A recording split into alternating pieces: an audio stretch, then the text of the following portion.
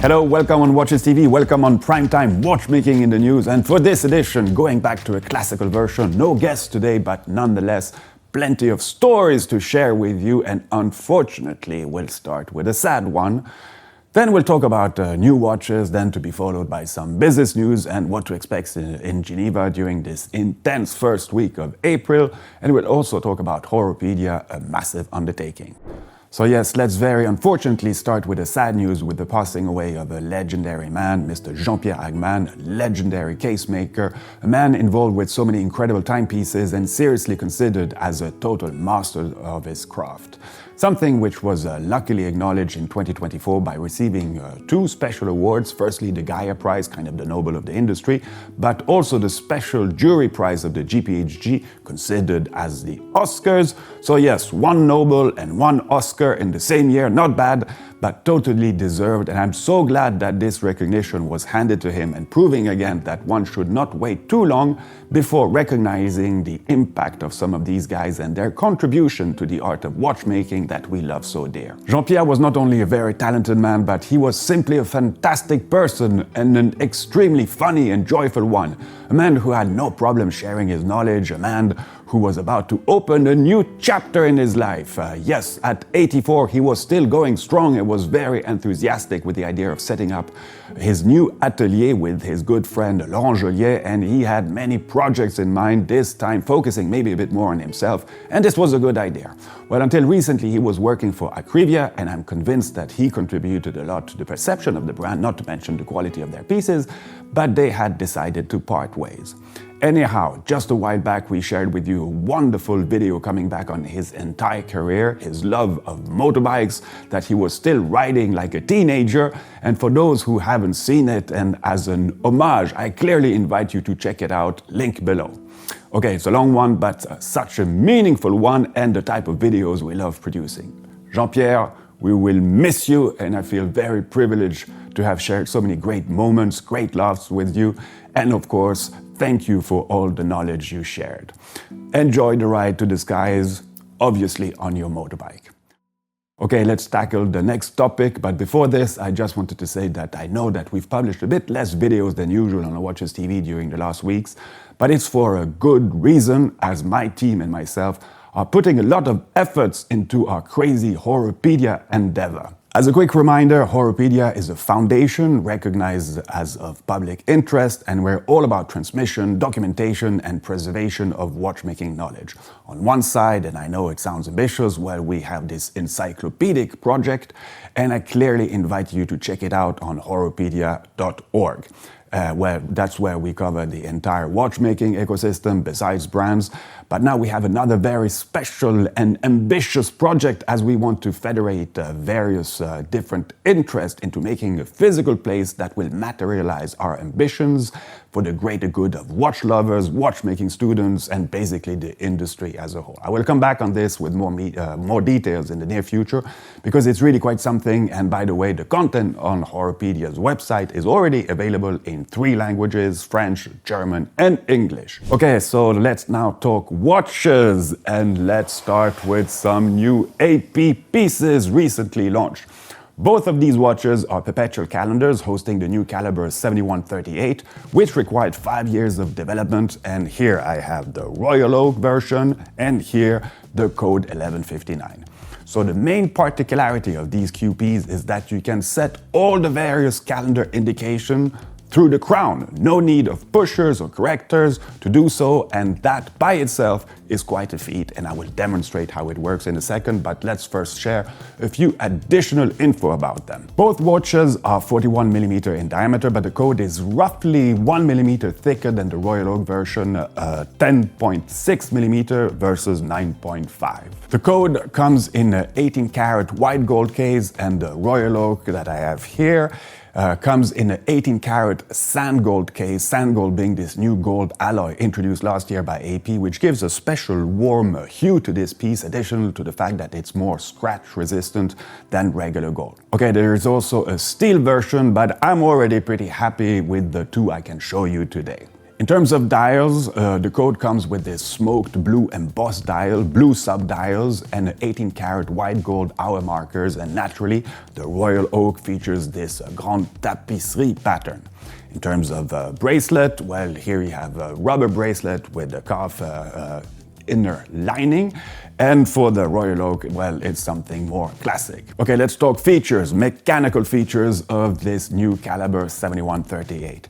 It consists of 422 components, that's quite a lot, but measures only 4.1 millimeter in thickness and incorporates some of the very valuable knowledge gained when AP developed the RD2, that was their ultra-thin QP introduced as a concept watch back in 2018, before making it into production. Alongside the 3 patterns of the RD2, 2 new patterns have been developed for this new movement, beating at 4 Hz with 55 hours of power reserve. In terms of information displayed, you have the date in the sub-dial found at 12 o'clock, month and leap year indication at 3 o'clock, day indication at 9 o'clock, but with an additional discrete 24-hour indicator featuring a small red arc between 9 p.m. and 3 a.m., the danger zone, reminding you that you should not change calendar informations during this period, but were you to do so nonetheless, well, you won't damage your watch, but you will simply be prevented of changing the date information. At 6 o'clock, you have the moon indication, a very realistic moon based on an actual picture of the moon, and finally a week number indication, 1 to 52, found on the inner bezel of the watch and indicated by your central hand pointer, and therefore you don't have a running seconds indicator, but I think I can settle with this. So let's now have some proper fun and put this crown into action. You have 4 different positions, well, let's say 3, and this is actually the really cool part. As it stands, you can wind your watch, okay, nothing unusual there, but then you pull it by 1 step and you can set the date by turning it clockwise, and by turning it anti-clockwise, you will be able to adjust the month and the leap year. By pulling the crown 1 extra step, position 3, well, you can set the time bi-directionally, okay, just normal, but now comes the magic trick. By placing the crown back into the 2nd position, or this kind of 4th position if you want, well, this will allow you to set the day and week indication by turning it clockwise, and then the moon phase indication by turning it anti-clockwise. Pretty cool, right? And so simple to use. Bravo to the AP team for this development, and ultimately I find both watches really nice, but I must say that I find the legibility of all the calendar informations a little bit easier to read on the code compared to this tone-on-tone of the Royal Oak. But don't worry, I would take both of them anyhow. Okay, next piece, and we're gonna change a little bit of category with the new MAD edition, the MAD 2 by the sibling brand of MB&F.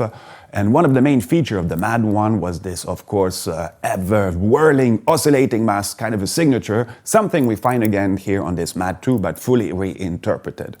Time indication is no longer found on the side of the case, but now directly in the middle with the jumping hour mechanism, a module developed by the team of MB&F and integrated onto a La Joux-Perret movement beating at 4 Hz with a bit more than 60 hours of power reserve. It comes in 2 variations, an orange one for the tribe members and the friends of the brand, and this green one for us, the common people. Well, let's be honest, there's not much common with this fun and fresh piece, which has this pebble feel, a nice 41 millimeter pebble. Something quite amusing is that you actually need to work a bit when you receive it, as it comes in detached parts in this cool asymmetrical box. Okay, you don't need to be a certified watchmaker to do so, but you will have to install the bracelet yourself, and it's naturally very easy to do. So this piece was designed by Éric Giroux, and you will find his name engraved on the mass, which can be seen on the back of the watch. Éric Giroux has been involved with the brand from the start, meaning 20 years, and I find it a nice way to recognize his involvement with the brand. Okay, I will stop with new watches as we will be swamped with novelties in a few days with all the various watch events that will soon occur here in Geneva, but I get back on the full program in a short while, and in the meantime, let's rapidly talk business. There's been quite a lot of movement and disruption in the watch world since our last prime time, so today we'll focus on what we feel are the most significant updates. First off, while many of you have already seen our recent small talk with our good friend Oliver Müller, where we discuss the current state of the industry 2024. And as a summary and on a global scale, well, sales are on the decline, and truth be told, this downward trend isn't over yet. But let's be clear, we are far from a doomsday scenario. The major independent players remain solid. Between them, Rolex, Patek, Audemars, and Richard Mille hold an impressive 40% of the market share. And interestingly, the United States is poised to overtake China as the leading market, at least for the year ahead. If you haven't already seen it, the full video, a record-breaking 2.5 hours, is linked below.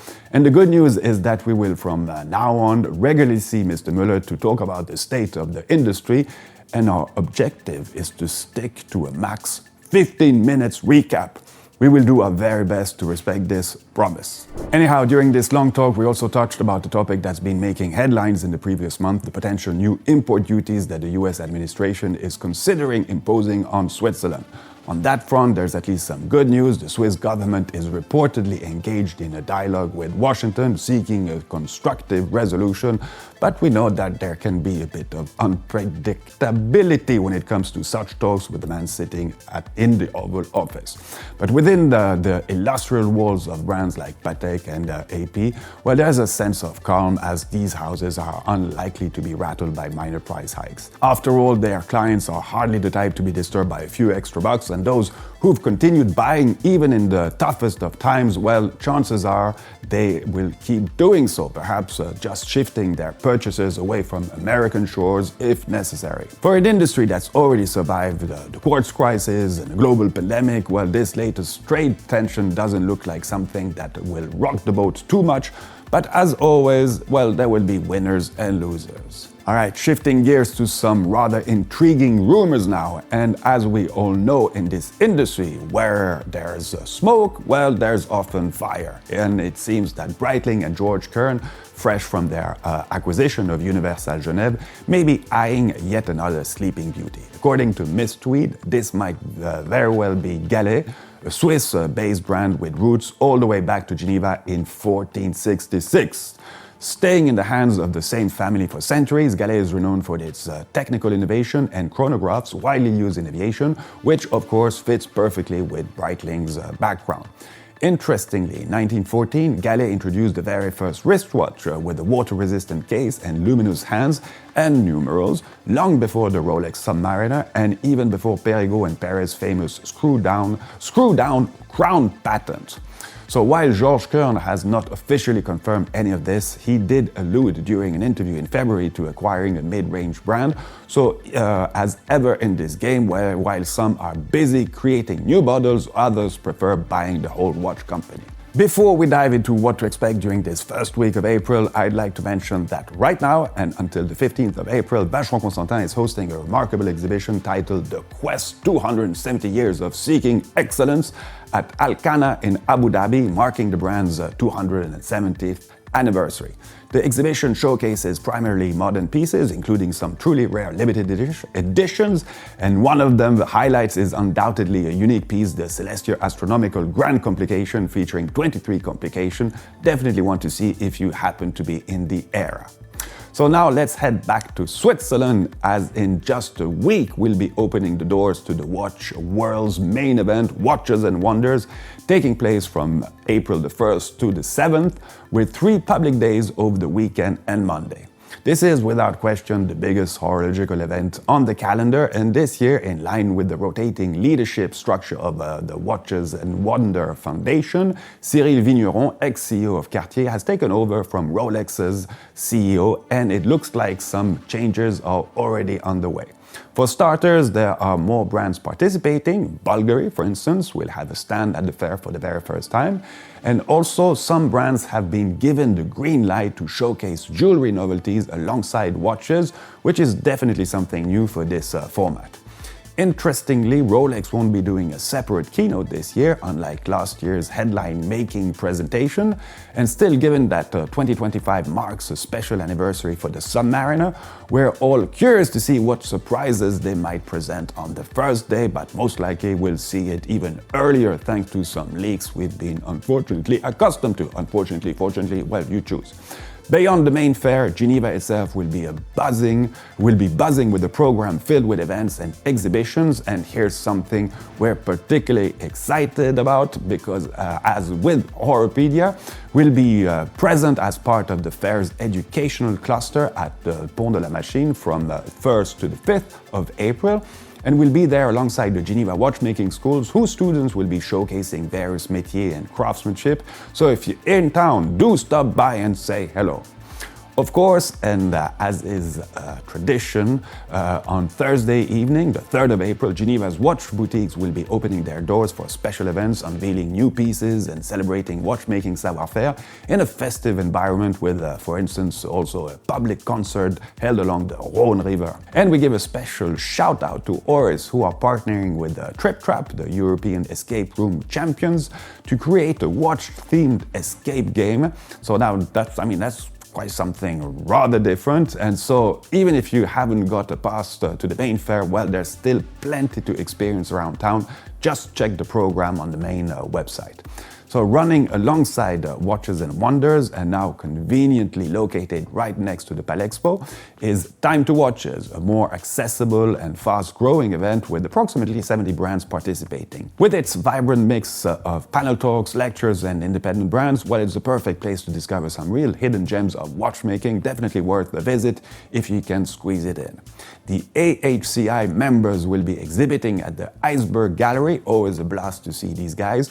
Other brands will be exhibiting in hotels, in particular in the Beau Rivage Hotel, which has really become a watch hub over the years. And then other brands will be simply using their own boutiques during this intense week. And finally, a little something extra from us, as we'll be opening our club space right here to 4 dynamic independent brands as part of what they call the Maker's House. We'll be welcoming Emmanuel Esposito, Lavallée, Ossillon, and Luca Soprana, with 4 creators whose work we're genuinely excited to share with you. All the details are below this video, and we hope to see many of you here. Okay, we're reaching the end of this edition of Primetime. Thanks for watching. Can't wait to meet some of you shortly here in Geneva. It's going to be a crazy week, getting better every year, I must say. And until then, well, you know the drill. Viva watchmaking! That's right. The very best to you. See you soon.